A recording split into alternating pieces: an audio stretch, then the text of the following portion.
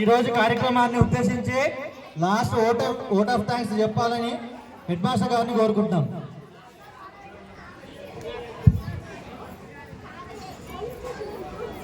సభకి నమస్కారం.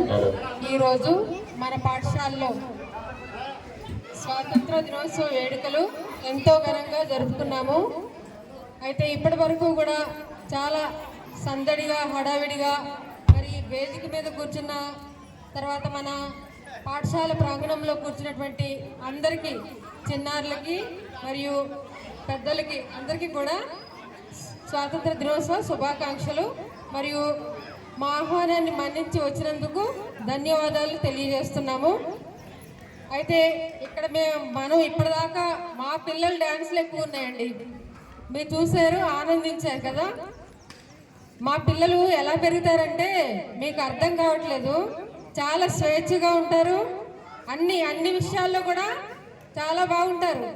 మీకు తెలియట్లేదు, ఒత్తిడి లేదు.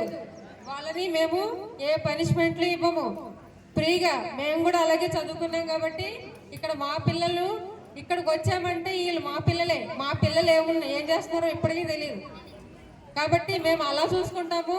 మీరు గమనిస్తూ ఉండొచ్చు, మేము ప్రతిరోజు ఎలా వస్తున్నామో. మా దూరం వదిలేయండి, మా పర్సనల్ విషయాలు కూడా మేము ఇక్కడ ప్రస్తావించకూడదు.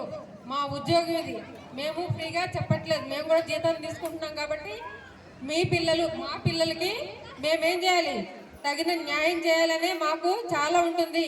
మందలిస్తూ ఉంటాం. అప్పుడు కూడా మేము ఇంట్లో మీరు గట్టిగా చదవండి, వాళ్ళకి వినాలి.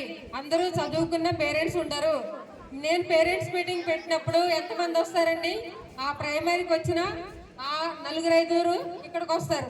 ఎదురు చూస్తూ ఉండాలి. నేను ఎన్ని ఇస్తాను వాళ్ళకి? 80 ప్రింట్లు. ఆ రోజు ప్రజెంట్లో ఎంతమంది పిల్లలు ఉన్నారో అంత పేపర్స్ ఇన్విటేషన్లు ఇస్తాను. కానీ పేరెంట్స్ మాత్రం రారు. ఇక్కడికి వస్తే ఇలాంటి ఏమన్నా ఉంటే మనము మాట్లాడుకోవడానికి ప్రతి నెల కూడా ఒక మీటింగ్ ఉంటుంది. కాబట్టి అక్కడ అలాంటి విషయాలు, లోపాలు, ఏమన్నా పొరపాట్లు ఏమన్నా ఉంటే మనం మాట్లాడుకొని డిస్కషన్ చేసుకుని ఆ పరిస్థితి